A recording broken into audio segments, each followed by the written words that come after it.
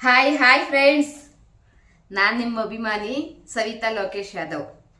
ಇವಾಗ ನಾನು ಏನು ಹೇಳಕ್ ಬಂದೆ ಅಂದ್ರೆ ನಿಮಗೆ ದೇವರು ನಮಗೆ ಅಂತ, ಹೆಣ್ಮಕ್ಳುಗಳಿಗೆ ಅಂತ, ಈ ಮಾತು ನನ್ನ ಅಕ್ಕಂಗೀರಲ್ಲಿ ಹೇಳ್ತಾ ಇರೋದು.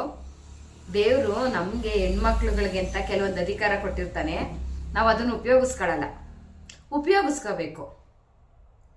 ಯಾಕೆ ಉಪಯೋಗಿಸ್ಕೊಳ್ಳಲ್ಲ ಅಂದರೆ ಸೋಂಬೇರಿತನ ಬಿಟ್ಬಿಡ್ಬೇಕು ಸಿಸ್ಟರ್ಸ್. ಸೋಂಬೇರಿತನ ಬಿಟ್ಬಿಟ್ಟು ದೇವ್ರು ಕೊಟ್ಟಿರೋ ಅಧಿಕಾರನ, ನಮಗೆ ಅದೃಷ್ಟನ ನಾವು ಅಂದವಾಗಿ ಉಪಯೋಗಿಸ್ಕೋಬೇಕು. ಅದು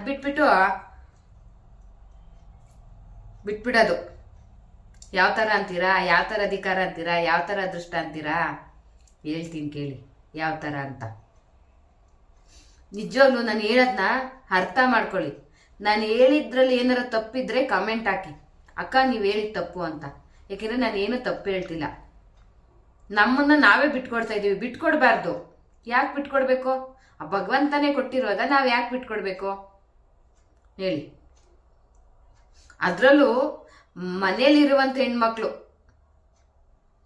ಜಾಸ್ತಿ ಬಿಟ್ಕೊಡೋದಂದ್ರೆ ಬಿಟ್ಕೊಡ್ಬೇಡಿ, ಬಳಸ್ಕೊಳ್ಳೋಣ. ನಾನಂತೂ ಯಾವತ್ತೂ ಬಿಟ್ಕೊಡಲ್ಲ, ಎಂಥ ಸಮಯದಲ್ಲೂ ಬಿಟ್ಕೊಡಲ್ಲ. ನಾನೇ ಬಳಸ್ಕೊಂತೀನಿ. ನನ್ನೇ ಕಾಯ್ಬೇಕು. ನಿಮ್ಮ ಅಣ್ಣ ನನ್ನೇ ಕಾಯ್ಬೇಕು ಬಂದು, ಆಯ್ತಾ ಆಯ್ತಾ ಆಯ್ತಾ ಅಂತ.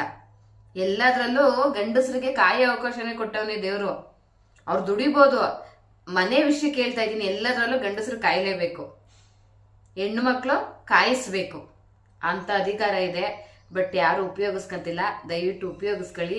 ಅದೇನು ಹೇಳ್ತಾ ಇದ್ದೀನಿ ಅಂದರೆ, ಮೊದಲನೇ ವಿಚಾರ, ತುಂಬಾ ವಿಚಾರ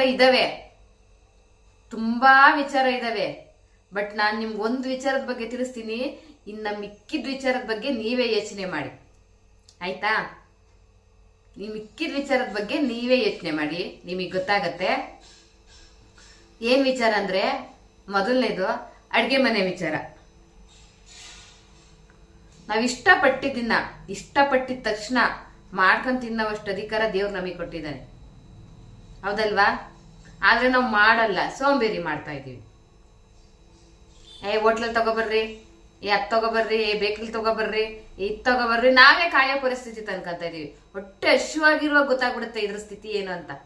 ಹೊಟ್ಟೆ ತುಂಬಾ ಹಶ್ವಾಗಿರುತ್ತಲ್ಲ, ಅವಾಗ ಗೊತ್ತಾಗ್ಬಿಡುತ್ತೆ. ಅವ್ರ ತರೋವರೆಗೂ ಕಾಯ್ಬೇಕು. ದೇವ್ರು ನಾವು ಕಾಯಿಸ್ಬೇಕು ಅವ್ರನ್ನ ಅಂತ ಅಧಿಕಾರ ಕೊಟ್ಟಿರ್ತಾನೆ, ಅವಕಾಶ ಕೊಟ್ಟಿರ್ತಾನೆ. ಆದ್ರೆ ನಾವೇ ಕಾಯೋ ಅವಕಾಶ ತಂದ್ಕೊಂಡ್ಬಿಡ್ತೀವಿ ಅಲ್ವಾ? ಯೋಚನೆ ಮಾಡಿ ನೋಡಿ. ನಾನು ಹೇಳಿರೋದನ್ನ, ದೇವ್ರು ಕೊಟ್ಟಿರೋದನ್ನ ಉಪಯೋಗಿಸ್ಕೋಬೇಕು. ಯಾವತ್ತೂ ಬಿಟ್ಕೊಡ್ಬಾರ್ದು. ನಾನಂತೂ ಅಷ್ಟೇ. ಇಷ್ಟ ಆಯ್ತಾ, ಬೇಕಾ, ಹೊಟ್ಟೆ ಎಸಿತಾ, ಆ ಕ್ಷಣ ಹೋಗಿ ತಿನ್ನೋದು. ಇನ್ನು ನಿಮ್ಮ ಅಣ್ಣ ಹಸ್ಕೊಂಬಂದ್ರ ಆಯ್ತಾ ಅಂತ ಕಾಯ್ತಾ ಇರ್ತಾರೆ. ಅರ್ಜೆಂಟ್ಗೆ ಏನಾನ ಅವ್ರಿಗೆ ಸ್ವಲ್ಪ ಮಾಡಿಕೊಟ್ಟು ಆಮೇಲೆ ಚೆನ್ನಾಗಿರೋದು ಮಾಡ್ತೀನಿ ಅಡುಗೆ. ದಯವಿಟ್ಟು ನೀವು ಹೊರಗಡೆ ತಿನ್ನೋದು ಕಮ್ಮಿ ಮಾಡಿ, ಇನ್ನೊಬ್ರ ಕೈ ಕಾಯೋದು ಕಮ್ಮಿ ಮಾಡಿ. ಇವತ್ತಿನ ಆರೋಗ್ಯ ತುಂಬಾ ಹದಗೆಡ್ತಾ ಇದೆ. ಆದಷ್ಟು ಆರೋಗ್ಯನ ಉಳಿಸ್ಕೊಳ್ಳಿ. ನೋಡಿ ಹೆಂಗೆ, ನೀವು ಹೋಟ್ಲಲ್ಲಿ ಅಷ್ಟು 500 ರೂಪಾಯಿ ಕೊಟ್ಟು 1000 ರೂಪಾಯಿ ಕೊಟ್ಟು ಅಷ್ಟು ತಿನ್ನೋದ್ ಬದಲು ಮನೇಲಿ ಮಿಕ್ಕಿದ್ದೋ ಪಕ್ಕಿದ್ದೋ ತಂಗ್ಳೋ ಬಿಸಿದೋ ಮನೇಲಿ ಮಾಡ್ಕೊಂಡು ತಿನ್ನಿ. ಏನು 1 ಅವರ್ ಕಷ್ಟ ಆಗತ್ತೆ, ಇನ್ನೇನು ಕಷ್ಟ ಆಗ್ಬಿಡುತ್ತೆ. ಅದು ಕಷ್ಟ ಅನ್ನೋರ್ಗೆ, ಇಷ್ಟಪಟ್ಟು ಮಾಡೋರ್ಗೆ ಕಷ್ಟ ಆಗಲ್ಲ. ಅಡುಗೆ ಮಾಡೋದು ಕಷ್ಟ ಅನ್ನೋರ್ಗೆ ಕಷ್ಟ. ಅದನ್ನ ಇಷ್ಟಪಟ್ಟು ಮಾಡೋರ್ಗೆ ಎಷ್ಟು ಖುಷಿ ಆಗುತ್ತೆ ಗೊತ್ತಾ? ತುಂಬಾ ಖುಷಿ ಆಗುತ್ತೆ. ದಯವಿಟ್ಟು ಇಷ್ಟಪಟ್ಟಿದ್ನ ಮನೇಲೆ, ಕಷ್ಟ ಆದ್ರೂ ಸರಿ ಇಲ್ಲ ಇಷ್ಟ ಆದ್ರೂ ಸರಿ, ಮಾಡ್ಕೊಂಡು ಅಚ್ಚುಕಟ್ಟಾಗಿ ಊಟ ಮಾಡಿ ಮನೇಲಿ ಇರೋರ್ಗು ಇಟ್ಬಿಟ್ಟು. ಅದರಿಂದ ಎಲ್ಲ ಒಳ್ಳೇದಾಗತ್ತೆ.